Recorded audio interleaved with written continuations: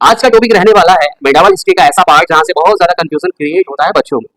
अरब वासियों में सबसे पहले दो लोग आते हैं भारत पर आक्रमण करने के लिए। अरब पे सबसे पहले 1711 ईसा पूर्व में आक्रमण किया गया। बुदेला और उब बुदेला, ये आप लिख लीजिए, याद रखना। आपसे पूछ सकता है पहली दफा जो असफल आक्रमण रहा वो कौन लोग थे जो अरब से आए थे। तो पहला नाम आपको आना चाहिए बुदेला और दूसरा याद आना चाहिए उ बुदेला। ठीक है, ये बुदेला बुदेला करके इनका खंडेला बन गया भारत पे जब इन्होंने आक्रमण के लिए असफल हो गया।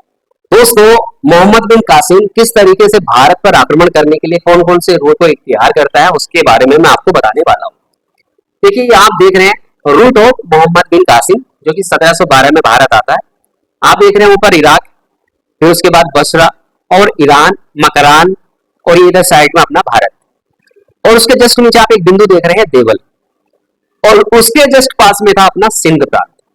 और ये आप इधर बाएं हाथ पे देख रहे होंगे अपने, ये है अरेबियन सी। दोस्तों, जो अरेबियन सी है इसी को हम अरब सागर बोलते हैं हिंदी में। तो बसरा से चलता है और बसरा से चलते चलते ये पहुंच जाता है देवल, और देवल पे रुकने के बाद जो सिंध है यहाँ का राजा है दाहिर, और सिंध की राजधानी उस वक्त थी दोस्तों ब्राह्मणबाद। राजा दाहिर से युद्ध किया और राजा दाहिर हार जाते, पराजित हो जाते। तो कह सकते हैं कि पहला सफल अरबी आक्रमण मोहम्मद बिन कासिम ने किया जो कि सफल रहता है, और सफल होने के बाद वहां पे कब्जा कर लेता है कौन?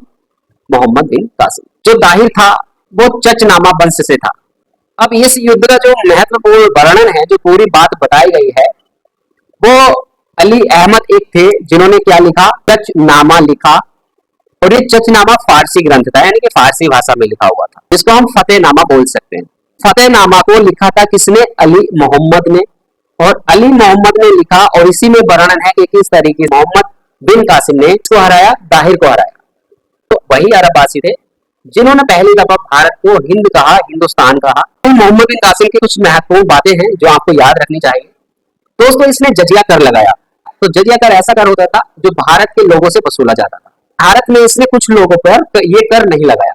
अब ये कौन कौन लोग हैं? पहला, एक बच्चे पर, एक बूढ़े पर, एक ब्राह्मण पर, एक विकलांग पर और एक औरत पर।